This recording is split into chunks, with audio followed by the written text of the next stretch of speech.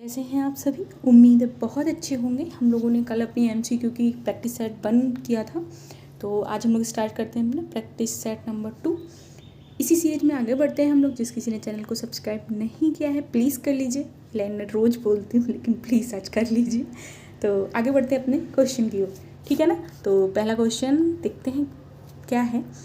पाक विधि समायोजन में कौन सा तरीका प्रयोग किया जाता है। अब पाक विधि समायोजन की बात की जा रही है यहाँ पे, तो हम लोग को बताना है कि कौन सा ऐसा तरीका है जिससे हम अपने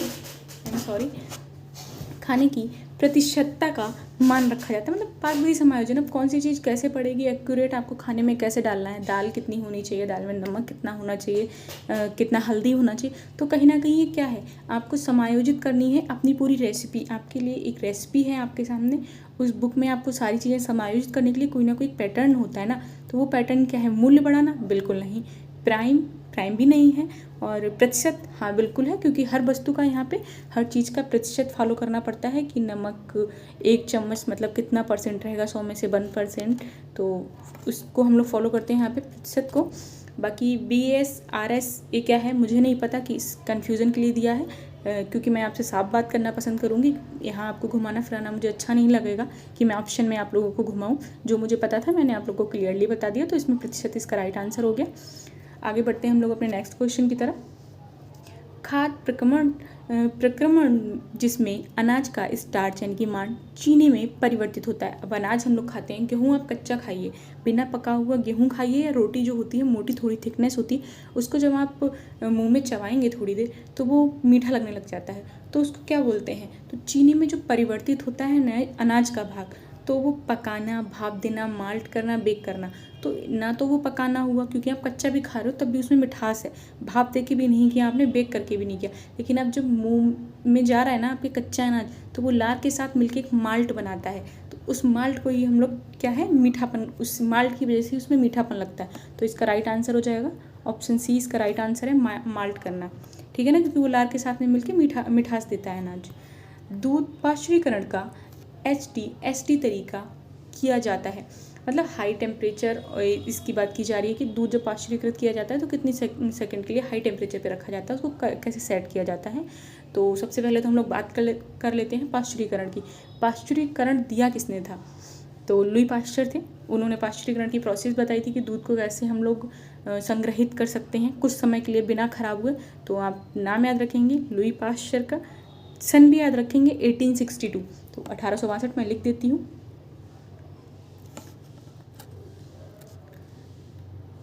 1862 है, और लुई पाश्चर नाम सभी को में भी याद होगा, लेकिन अगर नहीं याद है तो मैं आप लोग को बता देती हूँ। लुई पाश्चर ने खोजा था 1862 में। आगे बढ़, और हाँ इसका सॉरी आंसर रह गया। तो 72 डिग्री सेल्सियस पे हम लोग को 15 सेकंड के लिए गर्म करना होता है दूध को।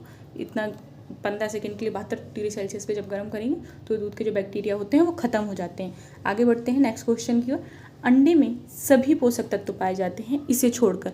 अब अंडे में क्या ऐसा है जो पाया जाता है और एक जो पोषक तत्व है वो नहीं पाया जाता है। तो सबसे पहले तो मैं आपको अंडे की संरचना की बात कर लेते हैं। क्या होता है अंडे में। अंडे की जो ऊपरी परत होती है वो बनी होती है फैट की, वसा की, और जो येलो भाग होता है वो होता है प्रोटीन का, ठीक है ना। तो जो एविडीन है प्रोटीन है, राइबोफ्लेविन विटामिन है, और बायोटीन भी विटामिन है। कार्बोहाइड्रेट नहीं पाया जाता है अंडे में, तो इसमें ऑप्शन सी सही हो जाएगा। सॉरी, ठीक है, ऑप्शन सी आपका सही हो जाएगा कि इसमें कार्बोहाइड्रेट अंडे में नहीं पाया जाता बिल्कुल भी। फैट होता है, प्रोटीन ज़्यादा मात्रा में होता है अंडे में, हम सबको पता है। गेहूं के प्रोटीन में सबसे कम मात्रा में पाया जाने वाला अमीनो एसिड कौन सा है। सबसे कम मात्रा में हमें बताना है कौन सा पाया जाता है सबसे कम मात्रा में। तो मेथियोनिन, ट्रिप्टोफेन और लाइसिन, ल्यूसिन। आपके पास 3 ऑप्शन है, तो लाइसिन सबसे कम पाया जाता है गेहूं में। गेहूं के प्रोटीन में लाइसिन नहीं पाया जाता है, लाइसिन बहुत कम मात्रा में पाया जाता है। बाकी इसको अगर हम लोग विस्तृत पढ़ेंगे तो जब हम लोग फूड न्यूट्रिशन वाली क्लासेस में लेंगे उन सब में सब चीज़ें डिस्कस कर ली जाएंगी। आप क्वेश्चन को मार्क करके सोचिए कि ये क्वेश्चन आ कहाँ से रहा, कहाँ से। आपके सिलेबस को भी 4 पार्ट में बांटा गया कम से कम। सोशियोलॉजी हो गया, मैटरनिटी अलग हो गया, फूड एंड न्यूट्रिशन अलग हो गया, डिजीज़ अलग हो गया, डिजीज़ में ही आपका टीकाकरण इन्वॉल्व हो जाएगा। तो अगर आप अपने सिलेबस को ही देखेंगे तो वो 4 पार्ट में है, उसको 2 पार्ट में ना रख के आप 4 पार्ट में रख के पढ़ेंगे तो आप बहुत अच्छे से समझ पाएंगे कि कौन सा क्वेश्चन कहाँ से आ रहा है। तो आप उन चीज़ों को ध्यान में रख के पढ़िए। पोषण विज्ञान को अलग रखेंगे, समाजशास्त्र को अलग रखेंगे, मैटरनिटी एंड चाइल्ड डेवलपमेंट को अलग रखेंगे। मैटरनिटी अपने आप में अलग है, चाइल्ड डेवलपमेंट अपने आप में अलग है। तो ये कहीं ना कहीं 4 या 5 पोर्शन को मिला के आपका जो सिलेबस है वो बनाया गया। आप सिर्फ ये ना सोचें कि होम साइंस और समाजशास्त्री है, नहीं, 4 चीज़ें मिलाई गई हैं उसमें। आगे बढ़ते हैं नेक्स्ट क्वेश्चन जो मिशन इंद्रधनुष कब शुरू किया गया। तो मिशन इंद्रधनुष हम लोग को बताना है कब शुरू किया गया। तो सबसे पहले तो वर्ष 2014 में शुरू किया गया था मिशन इंद्रधनुष, और हम लोग को डेट भी याद रख लेनी है 25 दिसंबर। कब शुरू किया गया था, तो 25 दिसंबर को किया था 2014 में, ठीक है, 25 दिसंबर 2014 में स्टार्ट किया गया था। और इस टाइम वर्तमान में कौन सा चल रहा है, तो वर्तमान में तो नहीं, लेकिन अभी जो लास्ट टाइम हुआ है उसको भी हम लोग इसी क्वेश्चन के दौरान याद कर लेते हैं। तो अभी चला था गहन मिशन इंद्रधनुष 4.0। कौन सा चला था, गहन चला था, लेकिन 4.0 चला था, आपको ये भी याद रखना है। और कौन सी सन में चला था, कब स्टार्ट हुआ था, ये भी मैं आपको बता देती हूँ। तो गहन मिशन इंद्रधनुष जो है वर्ष 2022 में 7 फरवरी को शुरू हुआ था, ठीक है ना। तो अभी लास्ट में 2022 में चला था, कोविड के टाइम जो टीकाकरण हुआ था वो गहन मिशन इंद्रधनुष 4.0 के तहत हुआ था। 7 फरवरी 2022 को प्रारंभ हुआ था, आप डेट भी याद रख लेंगे। आगे बढ़ते हैं, हम लोग क्वेश्चन में जो जो भी रिलेटेबल मिलेगा ना उसको साथ में ऐड करते चलेंगे, तो क्विज करने का मजा भी है, क्योंकि जो हमें आ रहा है उसको हम ऐड करके पढ़ते चले ना तो मज़ा आता है कोई सॉल्व करने में। इससे कोई मतलब नहीं है क्वेश्चन करने का, टिक करते जा रहे हैं, टिक करते जा रहे हैं, वो नहीं। जो ऑप्शन है अगर उससे कुछ मिलता जुलता हमारे लिए काम का है वो हम लोग साथ में पढ़ते जाएंगे।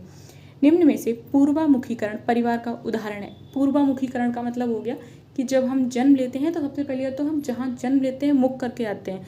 तो इसमें बहुत सोचने वाली बात नहीं है, वर्ड थोड़ा हिंदी का है तो ऐसा लग रहा है कितना कठिन वर्ड यूज़ कर दिया है। पूर्वामुखीकरण का मतलब हो गया जब बच्चा जन्म होता है, परिवार में जन्म लेता है, तो जब आंखें खोलता है उसका मुख होता है तो किस परिवार की तरफ होता है, तो सीधी सी बात है उसने जिसमें जन्म लिया उसी परिवार की बात कर रहा है, पूर्वामुखीकरण उसी की बात हो रही, तो ऑप्शन ए आपका सही हो जाएगा, ठीक है ना। आगे बढ़ते हैं हम लोग अपने नेक्स्ट क्वेश्चन की तरफ। अभिकथन दिया है, इसको देख लेते हैं। अभिकथन क्या कह रहा है, जनजातीय समाज में जीवन सरल और एकीकृत होता है। बिल्कुल सरल और एकीकृत होता है क्योंकि वो लोग इन झंझटों में नहीं पड़ते हैं दुनिया में, ना यातायात के उन्हें साधन चाहिए, ना ही उन्हें फ़ोन चाहिए, ना ही मीडिया चाहिए, ना ही नौकरी चाहिए, ना ही शिक्षा चाहिए।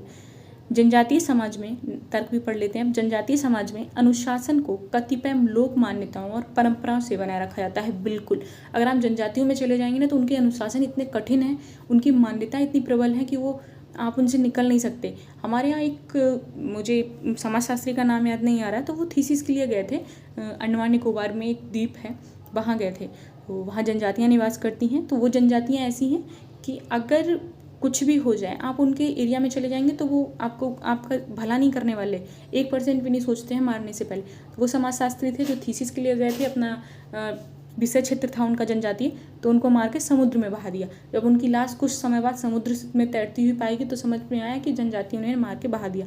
कोविड के टाइम भी उसी इलाके में जब सरकार ने सोचा कि खाने की व्यवस्था कर दी जाए, उन लोग को कोई साइक्लोन आया था, सॉरी कोविड नहीं, साइक्लोन की बात है, कोई आया था चक्र वगैरह, तो समुद्र में कोई ऐसा रहा तो कि इन लोग को खाना प्रोवाइड कराए। सरकार ने हेलीकॉप्टर से खाना फेंकवाया वहाँ पे, तो वो लोग अपने तीर कमान से उन लोगों पे प्रहार करना शुरू कर दिया। ऐसा क्यों? क्योंकि जनजातियों के अपने अनुशासन होते हैं, अपनी मान्यताएं होती हैं, वो किसी का लेना देना नहीं उन्हें समाज सोसाइटी से, तो उनका अपना होता है। यानी कि कथन आर, वो ए और आर दोनों सत्य हैं, पहला ही हमारा विकल्प जो हो जाएगा वो सही हो जाएगा, ठीक है ना। मैं आपको ये चीज़ें इसलिए बताते चल रही हूँ जिससे कि अगर ये क्वेश्चन आएगा भी ना तो आप जो मैं सुना रही हूँ वो सुन के आपको शायद ज़्यादा अच्छे से वो क्वेश्चन वहाँ पे याद रहे टिक करने से पहले। भारत में कुछ जनजातियों में किसी लड़की से विवाह करने से पूर्व लड़के द्वारा अपनी शक्ति सिद्ध करने की प्रथा है, इसे क्या कहते हैं? जो यहाँ पे ऑप्शन दिए, परिवीक्षा विवाह, घुसपैठ विवाह, शक्ति विवाह, परीक्षण विवाह, ये सब जनजातियों में विवाह प्रचलित हैं। हम लोग आगे जनजातीय विवाह अगर आप लोग को पढ़ना होगा, क्योंकि वैसे ये भी मैं जो क्लासेस करा रही थी तो लोग पूछ रहे थे इतना डीप आएगा क्या। अभी ये आपकी क्वेश्चन बैंक मतलब बुक में ही क्वेश्चन दिया है, तो सीधी सी बात है, अगर विवाह दिया है तो किसी प्रकार से भी विवाह आएगा। आप लोग इतना ना सोचें। अगर कुछ भी कराया जा रहा है आपके सिलेबस से रिलेटेड, टॉपिक से रिलेटेड, तो उसको करने में ऐतराज़ ना जताएं। हो सकता हो आपका क्वेश्चन कहीं से भी आ सकता है। आप पेपर देने जा रहे हैं नौकरी के लिए, कोई डिग्री हासिल करने के लिए नहीं जा रहे हैं आप, तो आपको कहीं से भी मिल सकता है। तो इसमें हम फिलहाल तो क्वेश्चन पे आ जाते हैं, अपने बहुत बातें नहीं करते हैं, ज़्यादा हो गया मेरा शायद। तो भारत में कुछ जनजातियों में किसी लड़की से विवाह करने के पूर्व लड़के द्वारा अपनी शक्ति सिद्ध करने की प्रथा है, इसे क्या कहते हैं? तो इसे कहते हैं, सीधी सी बात है, शक्ति सिद्ध कर रहा है तो परीक्षण दे रहा है, कोई परीक्षा पास कर रहा है, तो ऑप्शन सी इसका सही हो जाएगा, परीक्षण विवाह। बाकी परिवीक्षा भी होता है।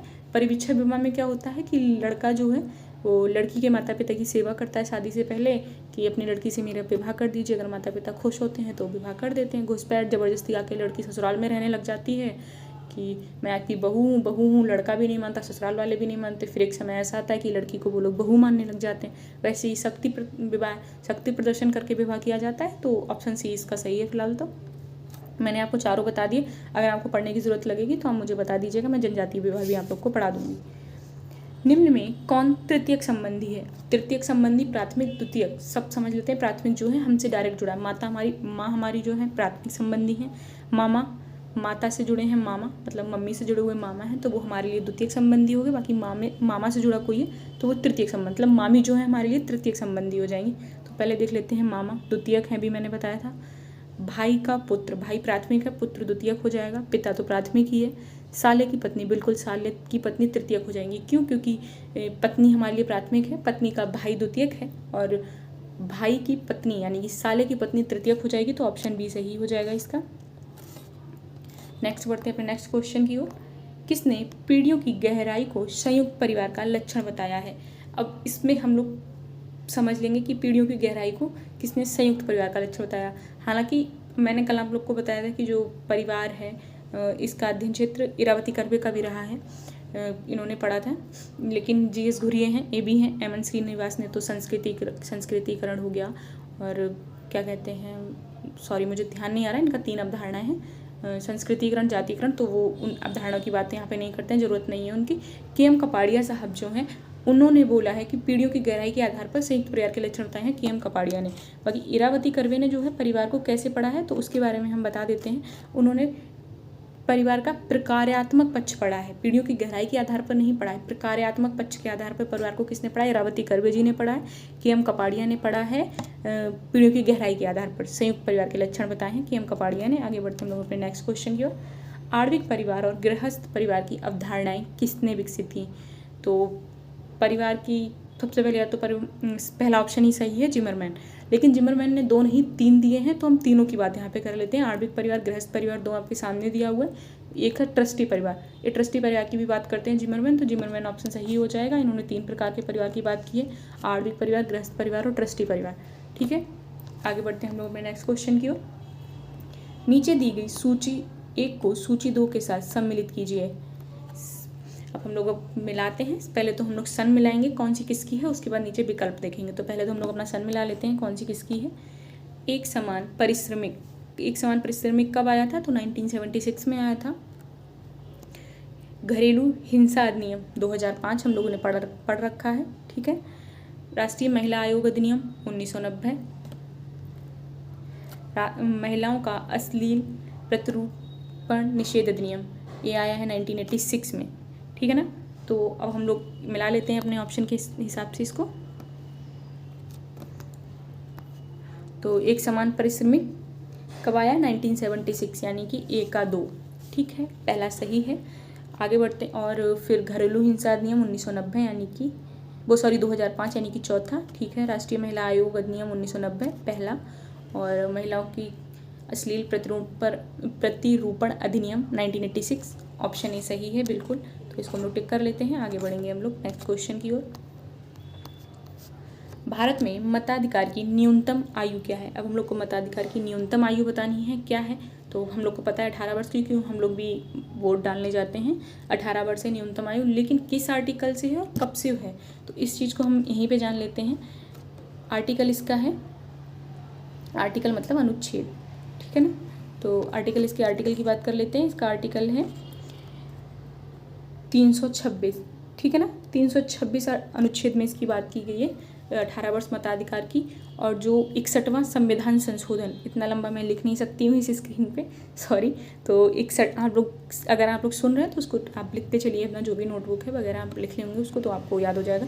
61वां क्या कहते हैं संविधान संशोधन जो है 1989 मतलब 1989 में जो हुआ था, उसमें 21 वर्ष के स्थान पर 18 वर्ष आयु कर दी गई। यानी कि पहले 21 वर्ष थी मताधिकार की आयु, लेकिन बाद में 18 वर्ष कर दी गई। कब से? 1989 से, और 61वां संविधान संशोधन के द्वारा 326 में मताधिकार की 18 वर्ष की आयु का वर्णन दिया हुआ है। आगे बढ़ते हैं हम लोग अपने नेक्स्ट क्वेश्चन की ओर। सूचीबद्ध को सूची 2 के साथ सम्मिलित करें और नीचे दिए गए कूटों का सही उत्तर का चयन करें। अब हम लोग सही उत्तर देख लेते हैं, कूट देख लेते हैं। एम के गांधी विकास का, एम के गांधी दे रखे हैं, 4 ऑप्शन दे रखे हैं। विकास का स्वदेशी मॉडल, बिल्कुल गांधी जी तो स्वदेश के पक्ष में ही थे। JL नेहरू विकास का मिश्रित मॉडल, हाँ क्योंकि नेहरू जी चाहते थे कि हम लोग ब्रिटिश लोगों से कुछ सीखें, अपनी संस्कृति में उनका मेल मिलाप करें। अमर्त्य सेन विकास का सामाजिक क्षमता मॉडल, हाँ ये भी ठीक है। विनोबा भावे का कल ही हम लोगों ने पढ़ा था सर्वोदय मॉडल, तो 4 ऑप्शन सही लगे हैं, यानी कि 1 2 3 हम लोग को टिक करना है। 1 2 3 4 यानी कि ऑप्शन ए सही है हम लोग का। आगे बढ़ते हैं नेक्स्ट क्वेश्चन की ओर। निम्न में से किसने धर्म को इस अर्थ में परिभाषित किया है, न केवल मनुष्यों और मनुष्यों के बीच बल्कि मनुष्यों और कुछ उच्च शक्तियों के बीच संबंध है। अब इसमें क्या है कि किसी ने ऐसा पढ़ा है कि मनुष्य मनुष्य में नहीं होकर मनुष्य और उच्च शक्तियों में भी संबंध है, ऐसा किसने कहा है? तो हम लोगों को इसमें ज़्यादा उलझने की ज़रूरत नहीं है। आपको ये डेफिनेशन, क्योंकि मैंने आपको धर्म और ये सब पढ़ाया नहीं है, तो इसलिए मैं आपको इस क्वेश्चन के अकॉर्डिंग तो सिर्फ रटने को बोलूँगी। बाकी अगर आप लोग डेफिनेशन याद कर सकते हैं तो आप धर्म टॉपिक आने का वेट करिए। धर्म टॉपिक आते ही मैं आपको ये डेफिनेशन वहीं मेंशन करा दूँगी। अगर अभी आप लोग नहीं किए तो अगर आप इसको अभी नहीं याद करें तब भी चलेगा, जब धर्म का टॉपिक आएगा ना तब हम लोग इसको मेंशन कर लेंगे। आप क्वेश्चन नोट करते चलिए, मैं खुद नोट कर रही हूँ कि कौन सा क्वेश्चन मुझे वहाँ पे कराना है, जिस टॉपिक में आएगा। तो टॉपिक आता जाएगा, मैं ये क्वेश्चन वहाँ पे मेंशन कराती जाऊँगी।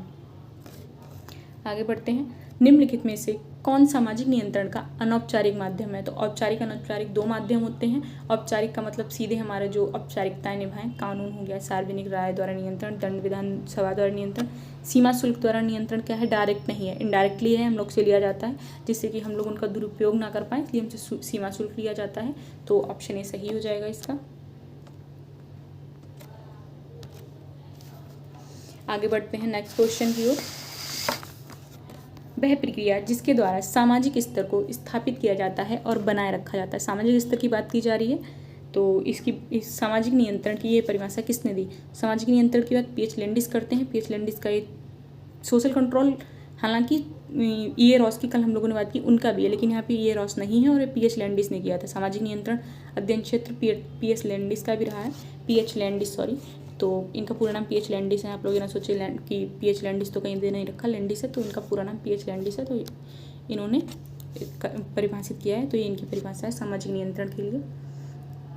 निम्नलिखित में से कौन महिला सशक्तिकरण उपागम से संबंध है? अब महिला सशक्तिकरण उपागम से हम लोग पहले ऑप्शन पढ़ लेते हैं। साम्य और गरीबी विरोधी उपागम, ठीक है, लेकिन महिलाओं से तो संबंधित नहीं लग रहा है। सामाजिक आर्थिक हस्तक्षेप के अभिकल्पन एवं कार्यान्वयन में महिलाओं की सरोकारों को प्राथमिकता देना। सामाजिक आर्थिक हस्तक्षेप के अभिकल्पन, हाँ दे सकते हैं, देखते हैं आगे। नीचे से ऊपर की ओर उपागम जो कि संरचना में लैंगिक संवेदनशीलता रूपांतरण का आह्वान करती है। ये हो सकता है क्योंकि औरतें भी नीचे हैं, उनको ऊपर की ओर लाया जाए, एकदम से उनको पूरा थमा देंगे, आपकी हस्तक्षेप का विकल्पन दिया जाए, उनको वो दिया जाए, तो ऐसा नहीं है। तो ऑप्शन सी मेरे ख्याल से सही है, ऊपर से नीचे की ओर उपागम नहीं, ऑप्शन सी सही है इसमें, ठीक है ना। अब हम लोग बढ़ते हैं अपने नेक्स्ट क्वेश्चन की ओर। हाँ तो सॉरी, नेक्स्ट क्वेश्चन की ओर बढ़ते हैं। हरित क्रांति का विस्तृत प्रभाव किस पर अधिक पड़ा? किस पर अधिक पड़ा पूछा गया है, अधिक पाया गया पूछा गया है। तो इस ऑप्शन का आंसर चावल और गेहूं आपकी बुक में दे रखा है, बिल्कुल सही दे रखा है। वैसे तो मेरे ख्याल से अगर आप मानेंगे तो केवल गेहूं है। हरित क्रांति का विस्तृत प्रभाव सबसे अधिक गेहूं पर देखा गया था, तो इसका ऑप्शन सी सही है, क्योंकि गेहूं की फसल पे सबसे ज़्यादा इसका प्रभाव देखा गया था। अगर ऑप्शन में लेकिन केवल गेहूं दे रखा है तो इसलिए हम लोग इसको टिक नहीं कर सकते, क्योंकि केवल गेहूं पे नहीं हुआ था, तो इसलिए ऑप्शन यही सही है आपकी बुक के अकॉर्डिंग। क्योंकि बाद में मैंने केवल वर्ड अभी नोटिस किया, सॉरी, तो ऑप्शन यही सही है, बुक सही है। इस क्वेश्चन में बुक सही है, मैं सही नहीं हूँ। मैं सही नहीं हूँ का मतलब है कि मुझे अब समझ आ रहा है, केवल वर्ड मैंने नोटिस नहीं किया था, मैंने गेहूँ नोटिस किया था केवल, चावल और गेहूँ दोनों पर हुआ था, लेकिन गेहूँ पे ज़्यादा हुआ था। अगर केवल वर्ण यूज ना हुआ होता तो हमारा ऑप्शन सी सही होता। आगे बढ़ते हैं। मेयोनीज में अंडे की भूमिका का उदाहरण है। हम अंडा मेयोनीज बनाते हैं तो मेयोनीज बनता है तेल से, ठीक है ना, बसा होता है, फैटी होता है बिल्कुल। तो उसमें हम लोग क्या करते हैं, अंडे का पीला भाग निकाल के वाइट वाला भाग जो होता है तेल में मिक्स कर देते हैं और उसको फिर ब्लेंड करते हैं बहुत स्पीड में, मतलब मिक्सी ग्राइंडर या ब्लेंडर से बहुत अच्छे से मिक्स किया जाता है तो मेयोनीज बन जाता है। लेकिन मेयोनीज क्या बनता है, पाइसीकरण के द्वारा। जो तेल के कण हैं वो और छोटे कणों में बट जाते हैं, तो इससे क्या होता है, तेल जो है इतने छोटे कणों में बट जाता है कि वो मेयोनीज का रूप ले लेता है। तो पाइसीकारक अभिकर्ता के रूप में अंडा काम करता है मेयोनीज बनाने में तेल के साथ में, ठीक है, या बसा के साथ में। केसरी दाल की मिलावट तत्व के रूप में अरहर की दाल है, केसरी दाल अरहर की दाल में मिलावट होती है। हम लोग बहुत कॉमन क्वेश्चन है, इसमें बहुत ज़्यादा हम लोग विवरण नहीं चाहिए हम लोग को। आगे बढ़ते हैं। बोतलों द्वारा फलों के संरक्षण के लिए आवश्यक नहीं है, पढ़ लेते हैं कि आवश्यक नहीं।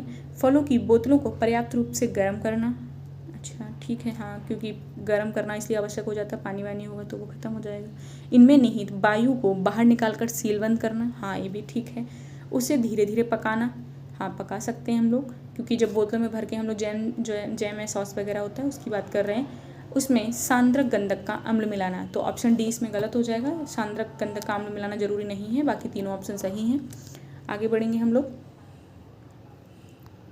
सिरका किसका जलीय विलयन है, तो सिरका हो गन्ने के रस से भी बनता है। एसिटिक अम्ल होता है, इसमें नींबू का अम्ल, हाइड्रोक्लोरिक अम्ल, ऑक्सीजन अम्ल तो कोई होता ही नहीं है, इतना ऑप्शन पता नहीं कहाँ से है। लेकिन एसिटिक हम लोग अपने आंसर पे आते हैं, बहुत नहीं सोचते हैं। नींबू का अम्ल होता है लेकिन एसिटिक अम्ल है, ऑप्शन सी।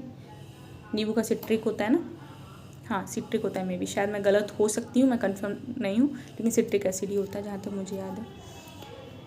एनुरेसिस व्यवहार में कौन सी समस्या होती है, एनुरेसिस व्यवहार में कौन सी समस्या होती है, तो एनुरेसिस होती है बच्चा नींद में सोते सोते ही टॉयलेट कर देता है। एक एज के बाद क्या है, बच्चा बता देता है, उसको फील होने लगता है कि मम्मी मुझे टॉयलेट आ रही है, तो मम्मी उठा के उसको टॉयलेट कराने ले जाती है। लेकिन एनुरेसिस क्या है कि बच्चे को पता ही नहीं चलता और उसकी टॉयलेट आ जाती है, तो बिस्तर गीला करने लग जाता है, तो ऑप्शन डी सही हो जाएगा।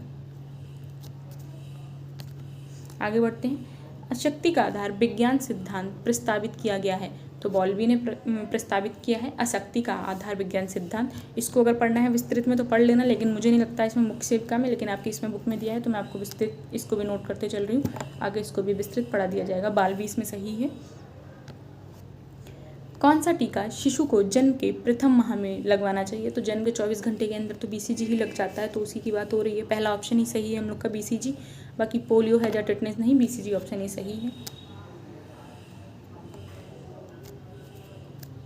आगे बढ़ते हैं। ORS का पूरा नाम है oral revolution salt, oral dehydration salt, option B सही है हम लोग का। चारों ऑप्शन पढ़ के क्या ज़रूरत है जब हमें ऑप्शन अपना मिल गया है, तो ओरल डिहाइड्रेशन साल्ट सही है। आगे बढ़ते हैं। राष्ट्रीय महिला कोष की स्थापना कब की गई, तो राष्ट्रीय महिला कोष की स्थापना अभी हम लोगों ने ऊपर मिलाया था 1990, वो राष्ट्रीय महिला आयोग था, लेकिन राष्ट्रीय महिला कोष उसके आधार पर ही बना था, 1993 में बना था, बाकी सन उससे सब पहले की हैं 1993, ठीक है ना। आगे बढ़ते हैं हम लोग अपने नेक्स्ट क्वेश्चन की ओर।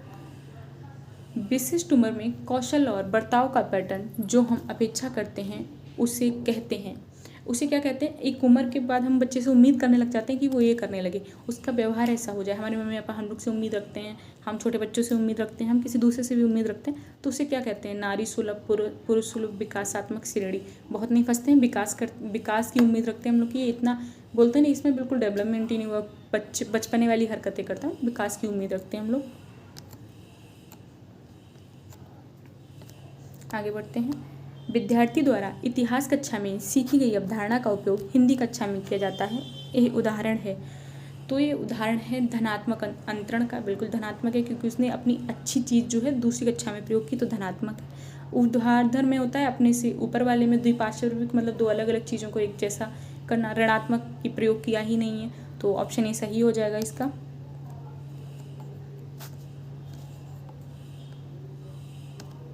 आगे बढ़ते हैं। एक शिशु को दूध छुड़ाने एवं भोजन शुरू कराने की सही आयु है, इसमें इस क्वेश्चन में मुझे थोड़ा डाउट है, मैं आप लोगों को पहले ही बोल दे रही हूँ, लेकिन उत्तर इसका सही है, जो भी मैं बताऊँगी 6 माह इसका आंसर है, सही है।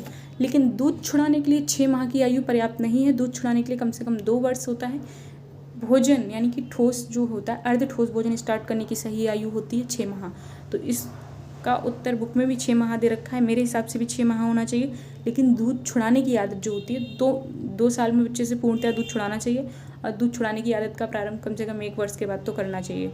तो इसके अकॉर्डिंग भी सही है। आगे बढ़ते हैं। खसरे से प्रतिरक्षण करने की आयु है, तो खसरे से प्रतिरक्षण करने की आयु कौन सी है, तो उसकी हम लोग बात करते हैं। 9 महीने में पहला टीका लगता है, 9 महीने की बात है, 9 महीना सही है इसमें।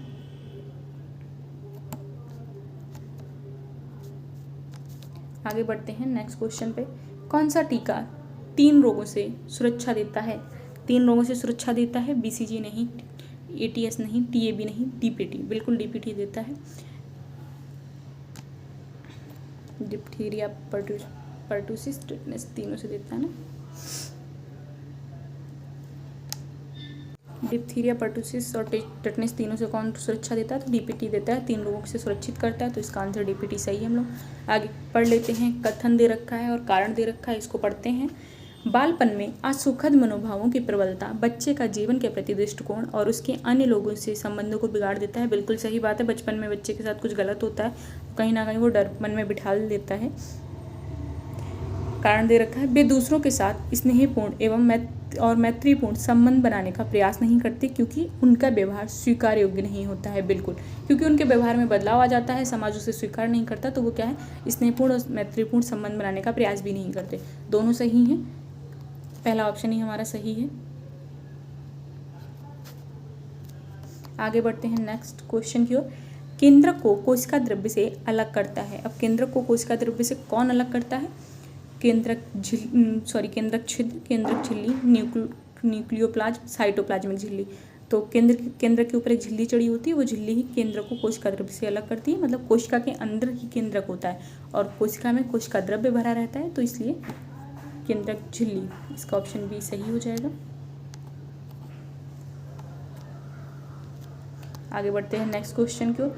बच्चे का लिंग निर्धारण होता है पुरुष शुक्राणुओं द्वारा, महिला अंड द्वारा, गर्भावस्था के दौरान भोजन लेने से होता है, गर्भावस्था से पहले लिए गए भोजन से होता है। तो इसमें है पुरुष शुक्राणुओं द्वारा। बिल्कुल आपको याद होगा, X और Y गुणसूत्र होता है, तो जो Y गुणसूत्र होता है वो पुरुष का होता है, तो इसलिए पुरुष मतलब बच्चा जो होगा वो बालक होगा, बालिका नहीं होगा अगर Y गुणसूत्र होता है। और अगर पुरुष का भी XX जाता है तो क्या होगा, बालिका का जन्म होगा। तो पुरुष शुक्राणु जिम्मेदार होता है इसके लिए। आगे बढ़ते हैं नेक्स्ट क्वेश्चन की ओर। शुक्राणु पाए जाते हैं गर्भाशय में? बिल्कुल नहीं, क्योंकि गर्भाशय तो स्त्रियों में पाया जाता है, शुक्राणु पुरुषों में पाया जाता है। डिम्बवाहिनी नलिकाओं में नहीं, स्त्रियों में पाई जाती है। योनि में, ये भी स्त्रियों का है। वृषण, बिल्कुल वृषण में पाया जाता है। नेक्स्ट क्वेश्चन की ओर हम लोग आगे बढ़ते हैं। ऊर्जा का मूल स्रोत कौन सा है? तो सूरज है। आगे बढ़ते हैं, शायद क्वेश्चन डबल हो गया, आगे बढ़ जाते हैं। दिए गए जीवाणुओं की सूची फर्स्ट सेकंड में उनके द्वारा होने वाली बीमारियों से सुमेलित कीजिए। अब हम लोग को बीमारियां सुमेलित करनी है, कौन सी किससे होती है देखते हैं। साल्मोनेला, साल्मोनेला से क्या होता है आप लोग बताएंगे मुझे। साल्मोनेला, हाँ तो याद आया किसी को? इतने अजीब से नाम लग रहे हैं, भूल जाओ, कोई नहीं, भूलने की ज़रूरत नहीं है। साल्मोनेला मियादी बुखार के लिए होता है जिम्मेदार, तो हम लोग मिला लेते हैं साल्मोनेला मियादी बुखार। शिगेला, शिगेला किसका वायरस है? तो पेचिस का वायरस है, पेचिस F पे है, तो F से मिला देते हैं इसको।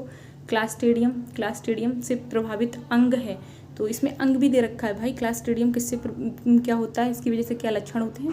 तो उल्टी व दस्त। टिटेनिया सेलिनियम दिमाग व सिस्ट को प्रभावित करता है, दिमाग व सिस्ट को प्रभावित करता है। और ट्रिचेनिया स्पाइरेलिस स्नायु तंत्र पर प्रभाव करता है।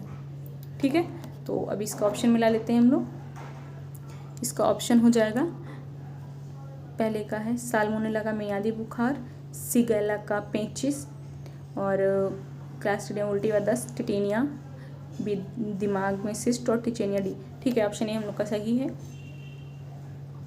ठीक है, आगे बढ़ते हैं नेक्स्ट क्वेश्चन की ओर। राल क्या है?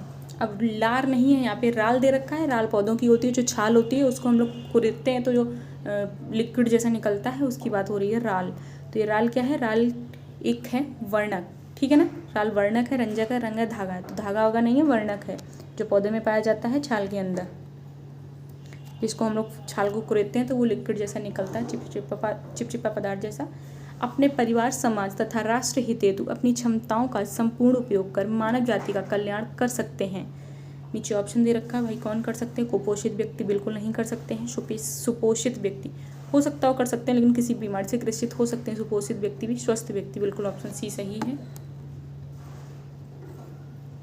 आगे बढ़ते हैं नेक्स्ट क्वेश्चन की ओर। किण्वन से क्या बढ़ता है? पाचनशीलता, कैल्शियम, विटामिन ई, कुल प्रोटीन। तो किण्वन जो है दही है, हम लोग खाते हैं, पाचनशीलता को बढ़ाता है। तो किण्वन की प्रोसेस क्या है? पाचनशीलता को बढ़ाती है, क्योंकि ये जो बृहद अणु होते हैं उनको तोड़ के छोटे छोटे अणुओं में डिवाइड कर देता है। किण्वन का प्रोसेस होता है वो। कौन सी विधि गंदे पानी के निस्तारण से संबंधित नहीं है? तनुकरण, गड्ढे में भरना, रासायनिक उर्वरक, जैविक उर्वरक। तीनों सही हैं। गड्ढे में भरना ठीक नहीं है, गड्ढे में भर देंगे गंदे पानी को, कीड़े मच्छर हो जाएंगे, बीमारियां फैलेंगी, ठीक है ना, ऑप्शन भी गलत है। नेक्स्ट बढ़ते हैं नेक्स्ट क्वेश्चन की ओर। कौन से विटामिन की कमी से किसी वयस्क व्यक्ति में ऑस्टियोपोरोसिस में विकास के परिणाम स्वरूप होता है? तो ऑस्टियोपोरोसिस बीमारी कौन सी होती है, हम लोग उसकी ही बात कर लेते हैं। पहली बात तो ऑस्टियोपोरोसिस होती है हड्डियों से संबंधित। तो हड्डियों के लिए कौन सा विटामिन आवश्यक होता है? तो विटामिन डी, ठीक है। तो विटामिन डी ऑस्टियोपोरोसिस के लिए जिम्मेदार है। आगे बढ़ते हैं। व्यंजन सूची का उपयोग कहाँ होता है? रेल खानपान व्यवस्था में, मध्याह्न भोजन में, महाविद्यालय छात्रावास में, ऑफिस कैंटीन में। के खाने, अच्छा सॉरी वो अगला क्वेश्चन है, मैं उसी में उलझ के उड़ गई। नेक्स्ट पढ़ लेते। हाँ, तो कहाँ होता है? महाविद्यालय छात्रा व्यंजन सूची का उपयोग कहाँ होता है? रेल खानपान व्यवस्था में, मध्याह्न भोजन में, महाविद्यालय छात्रावास में, ऑफिस कैंटीन में। व्यंजन सूची महाविद्यालय छात्रावास में रहेंगे तो व्यंजन सूची एक मिल जाएगी कि आपको पूरे सप्ताह में ये खाना मिलेगा। आपको मेन्यू हर जगह मिल सकता है, लेकिन व्यंजन सूची वो अलग है, पूरे सप्ताह की रहेगी, तो वो महाविद्यालय छात्रावास यानी कि हॉस्टल्स में आपको मिलेगी, ठीक है। आगे बढ़ जाएंगे। ऐसे क्वेश्चंस का कोई मतलब नहीं, आपके एग्जाम में बिल्कुल नहीं आने वाले मेरे अकॉर्डिंग तो, लेकिन बुक में शायद उन्होंने अपना नंबर ऑफ क्वेश्चन पूरे करने की कोशिश की है, इसलिए ये सब किए हैं। खाने के कब्ज नहीं होता है, यानी कि खाने से होगा, यहाँ पे खाने से कब्ज नहीं होता। किसको खाने से कब्ज नहीं होता? अस्वस्थकर, जंक फूड। पहले ही ऑप्शन गलत है, जब अस्वस्थकर है तो खाने से कब्ज क्यों ही नहीं होगा। तले खाद्य पदार्थ बिल्कुल होगा। फैटी एसिड होता है तो वो हमारे लिए अच्छा नहीं होता है। रेसेज, रफेज, बिल्कुल हमारे लिए पाचन क्रिया में रेसेज और रफेज बहुत अच्छे होते हैं हमारे अंगों की सुरक्षा के लिए, तो ऑप्शन सी सही है। परिष्कृत अनाज नहीं, ये भी नहीं होगा, इससे परिष्कृत अनाज का कोई लेना देना नहीं है। रेसेज, रफेज सही है हमारा आंसर। आगे बढ़ते हैं नेक्स्ट क्वेश्चन की ओर। रोगी के लिए आहार आयोजित करते समय निम्न में से किस पर ध्यान दिया जाता है? रोग का कारण जानना, आहार की प्रकृति, रोगी की भोजन संबंधी आदतें, इनमें से सभी। तो रोगी की ऑप्शन हम लोग को ये पता करना है कि कौन सा जानना है रोगी की, उसके लिए तो मेरे ख्याल से तो सभी है, क्योंकि रोग का कारण जानना, किस कारण से हो रहा क्या पता, आप उसके अकॉर्डिंग आहार दे दें। आहार की प्रकृति, हाँ पचा पाएगा नहीं पचा पाएगा। रोगी की संबंधी भोजन संबंधी आदतें, बिल्कुल ठीक, ऑप्शन डी सही है। बढ़ते हैं हम लोग अपने नेक्स्ट क्वेश्चन की ओर। एक शिशु लगभग इस उम्र में कूइंग करने लगता है। कूइंग का मतलब है आवाज़ें निकालने लगता है। जन्म पर नहीं, थोड़ा रोना है उसका, 2 माह पर, 6 माह पर, 12 माह पर। तो 2 माह पर जो है विशिष्ट आवाज़ें निकालने लगता है, जिसे हम लोग बोलते हैं कूइंग, ठीक है।